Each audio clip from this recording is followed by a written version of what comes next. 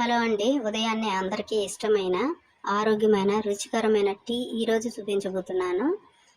మరి దానికి కావలసిన పదార్థాలు, నేను 4 స్పూన్లు పాలపొడి తీసుకొని ముందుగా గ్లాసులో వాటర్ వేసి కలుపుకొని ఉంచుకోవాలి. మరి మీరు ఎక్కువగానైనా తీసుకోవచ్చు. తర్వాత బాగా కలుపుకొని పక్కన ఉంచుకోవాలి.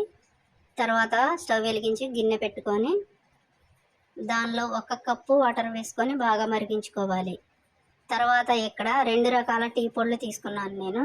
యాలకులు, జీడిపప్పు, బాదం పప్పులు మొత్తం కలిపి ధనియాల పొడి కొద్దిగా వేసి మొత్తం పౌడర్స్ అన్నీ వేసి బాగా మరిగించుకోవాలి. మరిగించిన టీ పొడిని ఈ విధంగా ఒక గ్లాసులో వడకట్టుకోవాలి. వడకట్టుకున్న డికాషన్ని కలిపి పెట్టుకున్న ఈ పాలలో వేసుకొని బాగా కలుపుకోవాలి.